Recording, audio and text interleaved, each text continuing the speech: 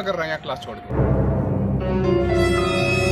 बेटा राजू क्या कर रहे हो यहाँ? अरे सर, मैं फर्स्ट लॉ ऑफ थर्मोडायनेमिक्स का इस्तेमाल कर रहा हूँ और गाड़ी को धूप की मदद से चलाऊंगा। तो सर, आपने ही तो पढ़ाया था कि फर्स्ट लॉ ऑफ थर्मोडायनेमिक्स के अकॉर्डिंग हीट देने से मैकेनिकल वर्क होता है, तो गाड़ी भी तो धूप से चल सकती है ना फिर। हे भगवान, सारे कंसेप्ट अधूरे पढ़ता है, पूरी बात सुनता ही नहीं क्लास में, बंक मार मार के भाग जाता है। चलो क्लास में वहां कंसेप्ट सिखाता हूँ। बेटा राजू, तुम फर्स्ट लॉ ऑफ थर्मोडायनेमिक्स का नाश करके गए थे गाड़ी चलाने। फर्स्ट लॉ ऑफ थर्मोडायनेमिक्स बताता है कि heat given to the system work done plus change in internal energy के बराबर होता है।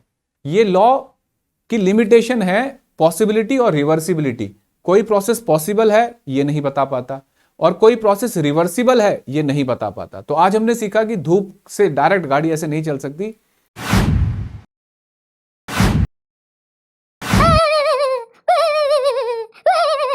हाँ बेटा राजू, क्या बात है? सर, न्यूटन थर्ड लॉ गलत है।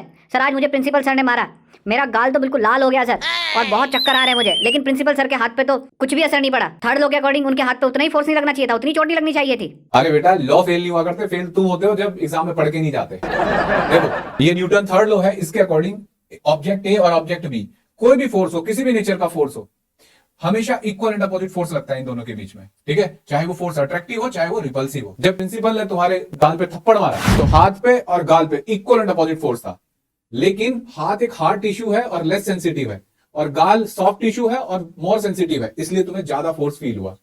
ठीक है, तो Newton third law universal law है, कभी फेल नहीं होता। वैसे तुम्हें टीचर ने मारा क्यों था? अरे कुछ नहीं सर, जो क्लास में छत का पंखा था ना, मैंने उसको मोड़ के फूल बना दिया। अरे वाह, आज तो मौका बहुत अच्छा है। सर हमेशा डांटते रहते हैं मुझको, आज मैं उनकी गाड़ी की हवा निकाल दूंगा, तब पता चलेगा उनको। अरे इतनी गर्मी में टायर से कैसे ठंडी हवा आ रही है, जाकर उज्जवल सर से पूछना पड़ेगा। बेटा राजू, तुम ध्यान से नहीं सुनते सारी बात। मैंने पिछली वीडियो में तुम्हें एक बार समझाया था कि मान लो ये टायर है, ठीक है, इसमें एयर भरी हुई है, ठीक, और बाहर कितनी गर्मी पड़ रही है कोई बात नहीं, तुमने यहां से एयर को निकालना शुरू किया तो एयर बाहर निकलेगी, तो कौन सा एक्सपेंशन है? Adiabatic expansion.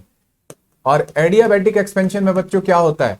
डेल्टा क्यू 0 होता है और वर्क डन इक्वल टू होता है negative of change in internal energy. तो ये गैस जब एक्सपेंड होती है तो अपनी इंटरनल एनर्जी को रिड्यूस करती है, इसको कोई एनर्जी नहीं मिलती, जिसकी वजह से इसका टेम्परेचर डाउन हो जाता है और ये ठंडी फील होती है। याद करो, एयरक्राफ्ट में भी तुम्हें बताया था जब कि वो सफेद लाइनें क्यों बनती है। अब समझ में आ गया? वैसे तुम किसके टायर की हवा निकाल रहे थे? आपकी गाड़ी के टायर के सर। क्या? मैं भी बैठा मस्ती में, खड़ी है बिहाइंड तो फिर आग लगी बस्ती में। अरे यार, मैंने न्यूटन लॉ और कैपलर इतने पढ़ लिए, लेकिन कोई भी ग्रेविटेशन का न्यूमेरिकल सोल्व ही नहीं कर पाता। चलो उज्जवल सर से पूछता हूँ। बेटा राजू, अगर ग्रेविटेशन के क्वेश्चन भी ना हुए तो कैसे मेरा नाम उज्जवल कर पाओगे? अगर एक ऑब्जेक्ट के चारों तरफ दूसरा ऑब्जेक्ट घूम रहा है तो घूमने के लिए क्या चाहिए? बाइक। अरे नहीं भाई, सर्कुलर मोशन के लिए क्या चाहिए? Centripetal force. तो पहली कंडीशन, अगर सर्कुलर पाथ है तो gravitational force centripetal force provide करता है। अगर सर्कुलर पाथ नहीं है, कोई और पाथ है, एलिप्टिकल ऑर्बिट है या कोई और हाइपरबोलिक, पैराबोलिक, कोई भी पाथ है, तो दो चीजें हमेशा अप्लाई होगी। सेंट्रल ऑब्जेक्ट के अराउंड हमेशा जब भी रिवॉल्विंग ऑब्जेक्ट होगा तो उसका एंगुलर मोमेंटम कंजर्व करो और कंजर्वेशन ऑफ मैकेनिकल एनर्जी इस्तेमाल करो। ठीक है, जैसे इस सिचुएशन में ऐसे किसी ऑब्जेक्ट को अर्थ से ऐसे रिलीज किया तो देखो कर्ड पाथ फॉलो कर रहा है, इट मे बी इलिप्टिकल, तो यहाँ इन दो पॉइंट पे, यहाँ और यहाँ, कंजर्वेशन ऑफ एंगुलर मोमेंटम और मैकेनिकल एनर्जी। बिल्कुल ऐसे ही किसी हैवी ऑब्जेक्ट जैसे सन की तरफ किसी पार्टिकल को रिलीज किया तो इन दो पॉइंट पे conservation of angular momentum about sun equate करो और कंजर्वेशन ऑफ मैकेनिकल एनर्जी, और कोई भी क्वेश्चन कर सकते हो। तो बच्चों, ऐसा ही एक और क्वेश्चन है जिसमें हमें ए और बी के बीच में इक्विवेलेंट रेजिस्टेंस फाइंड करना है। तो कौन बताएगा? राजू, तुम क्यों हंस रहे हो इतनी देर से? सर क्या बात कर रहे हो, ये तो प्रगति मैदान की बिल्डिंग है। बदतमीज, शांत हो। तू करना चाहती ग्राइंड, मैं भी बैठा मस्ती में, खड़ी है बिहाइंड तो फिर आग लगी बस्ती में। कम निकला, अब इनमें आपस में एक दूसरे के साथ लड़ाई हो गई। तो राजू तुम बताओ, सोना कम क्यों हुआ? अरे सर, ये पागल है, इन्हें सोना तभी बांट लेना चाहिए था। बदतमीज, क्लास से बाहर जाओ और हाथ ऊपर करके खड़े हो जाओ। अरे दोस्तों, आंसर तो मुझे पता था, लेकिन आज मेरा मस्ती करने का मूड था।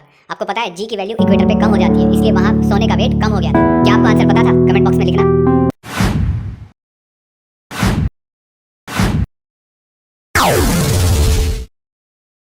अरे यार, रिफ्लेक्शन, डिफ्रैक्शन, ये सब मैंने लाइट के वेव नेचर से एक्सप्लेन कर दिए। ये photo electric effect wave nature से क्यों एक्सप्लेन नहीं होता? चलो उज्जवल सर से पूछते हैं। राजू सोचो, ये बोर्ड एक मेटल है और ये जो कील है ये एक इलेक्ट्रॉन है। अब इस कील को यहां से निकालना है तो आपको लगेगा कि सर इसके लिए एनर्जी चाहिए, तो मैं इसको एनर्जी दे रहा हूं, देखो मैं इसको एनर्जी दे रहा हूं आग लगा के, तो बताओ ऐसे जल्दी से निकलेगा ये? आप घंटों तक बैठे रहो, ये इलेक्ट्रॉन नहीं निकलेगा। इसको एनर्जी से नहीं, शायद ये मोमेंटम से भी निकल सकता है। देखो ये मोमेंटम से निकला, तो आपको समझ में आया? लाइट जब नॉकआउट करती है इलेक्ट्रॉन को, इसका मतलब वो मोमेंटम से इलेक्ट्रॉन नॉकआउट होगा। तो यानी कि हमें पता लगा कि लाइट के पास एक पार्टिकल नेचर भी होता है फोटो इलेक्ट्रिक इफेक्ट को एक्सप्लेन करने के लिए। क्लियर है राजू? अरे सर, एक बार मैंने बॉल मार के अपने दोस्त का दांत बाहर कर दिया था, क्या वो भी पार्टिकल नेचर है बॉल का?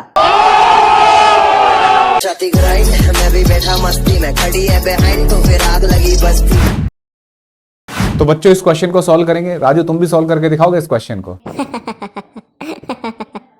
सर ये तो धमाल मूवी का सीन है।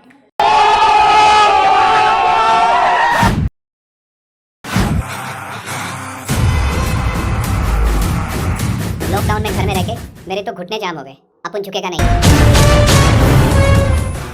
आज मैं बहुत वॉक करूंगा। आइला, ये क्या है? ये सारे पक्षी वी शेप में क्यों उड़ रहे हैं? चलो उज्जवल सर से पूछता हूँ, साहब ये पक्षी वी शेप में क्यों उड़ते हैं? बेटा राजू क्वेश्चन तो तुम्हारा बहुत बढ़िया है, लेकिन ये जो तुम पुष्पा बने खड़े हो, एक तो सीधे खड़े हो जा, नहीं तो दूसरा कंधा भी तोड़ दूंगा। जब एक पक्षी उड़ने की कोशिश करता है बच्चों, तो वो एयर को पुश करता है नीचे की तरफ और सर्कुलर वेंटिलेशन बनता है एयर का, ऐसे। जब ये पक्षी अपने ग्रुप में होगा, तो जब लीडर है ये, तो ये एयर को नीचे पुश कर रहा है, इससे बराबर वाले को लिफ्टिंग मिल रही है। तो इस तरीके से जो पीछे वाले पक्षी होते जाते हैं उनको हेल्प मिलती है उड़ने में। तो आप देखोगे कि सबसे ज्यादा एफर्ट इसका लीडर कर रहा है, टीम लीडर। तो यहां ये इंटरचेंज करते रहते हैं अपनी पोजीशन। इसका एक और फायदा होता है कि जितने भी पक्षी हैं उनको क्लियरिटी ज्यादा मिलती है। ठीक है, तो उम्मीद करता हूं आंसर समझ में आ गया होगा। जी साहब। तो सुधरेगा नहीं। छाती ग्राइंड, मैं भी बैठा मस्ती में, खड़ी नीले नीले अंबर पर। एक मिनट यार, ये आसमान नीला क्यों दिखाई देता है और दिल्ली में ग्रे दिखाई देता है? चलो उज्जवल सर से पूछूंगा घर जाकर। देखा राजू, एक्चुअल में आसमान नीले कलर का दिखता है, लेकिन दिल्ली में पॉल्यूशन है। तो पहले हम समझेंगे कि नीला क्यों दिखता है आसमान। एक फिनोमिना होता है स्कैटरिंग। स्कैटरिंग होता है जब लाइट बहुत छोटे पार्टिकल, गैसियस मॉलिक्यूल या एयर के जो मॉलिक्यूल है उनसे जब टकराती है तो बिखरती है। और ये जो बिखरने का अमाउंट होता है, जितना छोटी वेवलेंथ होगी जिस कलर की, उतना ज्यादा होगा। 1/λ⁴ है। तो आप देखो ये व्हाइट लाइट आई तो इसमें 7 कलर होते हैं, ब्लू की वेवलेंथ सबसे कम, तो सबसे ज्यादा बिखर रही है। तो इसलिए आपको आसमान नीला दिखता है, क्योंकि ब्लू ज्यादा स्कैटर हो रहा है। लेकिन जैसे दिल्ली की बात करें तो भाई दिल्ली में क्या है कि डस्ट है बहुत ज्यादा, तो डस्ट के पार्टिकल बड़े साइज के, तो वहां स्कैटरिंग नहीं होती। जब स्कैटरिंग नहीं होती तो ओवरऑल हमें ग्रे कलर दिखता है। अब तुमसे क्वेश्चन है राजू कि अगर हम मून पे खड़े हो जाए तो आसमान को देखें तो आसमान किस कलर का दिखाई देगा? आइला, यहाँ से तो आसमान काला दिख रहा है। दोस्तों क्या आप कमेंट बॉक्स में बताओगे ऐसा क्यों हुआ?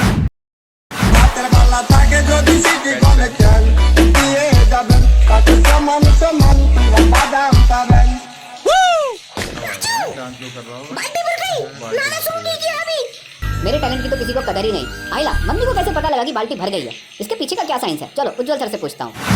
ये एक क्लोज एंडेड ऑर्गन पाइप की फ्रीक्वेंसी का फॉर्मूला है। बाल्टी एक क्लोज एंडेड ऑर्गन पाइप की तरह है। इसमें अभी जब ये खाली होती है थोड़ा पानी है और ये खाली जगह ज्यादा है। फ्रीक्वेंसी यानी कि पिच ऑफ साउंड होती है बच्चों, जो डिपेंड करती है लेंथ पर और स्पीड ऑफ साउंड पे। तो लेंथ ज्यादा होगी खाली स्पेस की तो फ्रीक्वेंसी कम होगी। तो देखो अभी फ्रीक्वेंसी कम है और यहां जैसे जैसे पानी भरता जा रहा है तो लेंथ कम होती जा रही है, फ्रीक्वेंसी बढ़ती जाएगी। और फ्रीक्वेंसी होती है पिच, श्रिलनेस। तो ये जो हमारे ह्यूमन ईयर होते हैं ये डिटेक्ट कर लेते हैं कि डिफरेंस आ रहा है, पिच बदल रही है। तो पिच बदलने से हम डिटेक्ट कर लेते हैं कि पानी बढ़ रहा है बाल्टी में। अब समझ में आया? वैसे राजू तुम तो कभी नहाते नहीं हो, तुम तो होली पे नहाते हो। अरे नहीं सर, वो तो कल बसंत पंचमी थी, मम्मी ने जबरदस्ती नहला दिया। अरे बेटा राजू, कल रिपब्लिक डे की परेड देखी? सर बहुत मजा आया। ये जो फाइटर प्लेन होते हैं सर, ये तो इनके इंजन इतने पुराने हैं क्या? ये मेरे दादाजी की बाइक की तरह धुआं देते हैं। अरे नालायक, वो पुराने जहाज नहीं होते, ये एयरक्राफ्ट है। ये बहुत स्पीड के साथ जाता है तो उसमें जेट होता है, जेट इंजन, जो एयर को खींचता है और उसे वापस फेंकता है पीछे की तरफ, इजेक्ट करता है। आप डेली लाइफ में आप छोटे से एक मिरर के सामने जाओ और एयर को खींच के हल्का सा जेंटली मिरर की तरफ फेंको तो मिरर पे क्या होता है? फोग आ जाता है ना। आपकी जो एयर थी अंदर से जो एयर आई वो ड्रॉप में, छोटी छोटी ड्रॉप में कन्वर्ट हो जाती है। बिल्कुल ऐसे ही जेट जब एयर को इजेक्ट करता है तो एडियाबैटिक एक्सपेंशन है, जिससे क्या होता है जो अंदर की एयर है वो एक्सपेंड होती है बाहर, अपनी इंटरनल एनर्जी को कम करती है, जिससे टेम्परेचर डाउन हो जाता है और ये छोटे छोटे वेपर ड्रॉप में कन्वर्ट हो जाती है, आइस पीसेस में कन्वर्ट हो जाती है। तो ये एक ओवरऑल एडियाबैटिक एक्सपेंशन है। राजू कैसी पढ़ाई चल रही है बेटा तुम्हारी? 1 मिनट सर, पहले ये बताओ इस रोड पर इतना पानी कहाँ से आया? अभी तो कहीं बारिश भी नहीं हुई। इसके लिए तो तुम्हें क्लास में चलना पड़ेगा। बेटा राजू, जो तुमने कल देखा था उसके बोलते हैं मिराज। ये मिराज फॉर्मेशन है जो TIR, टोटल इंटरनल रिफ्लेक्शन की वजह से होती है। जब बहुत ज्यादा धूप पड़ रही होती है तो लैंड जो होता है वो हीटअप हो जाता है, तो उसके आसपास की जो एयर है वार्मर हो जाती है उससे थोड़ी सी ऊपर वाली एयर से, तो ये पार्ट रेरर हो जाएगा और ये डेंसर। और जब कोई लाइट रे डेंसर से रेरर में जा रही होती है तो वो TIR कर सकती है। TIR कर गई, मुड़ गई। इस आदमी को पीछे इमेज दिखाई देगी गाड़ी की, तो ये इमेज दिख रही होती है सड़क में आपको। हमारी ब्रेन ऑप्टिकल इल्यूजन का शिकार हो जाती है और हमें दिखाती है कि नीचे पानी पड़ा हुआ है। अब समझ में आ गया?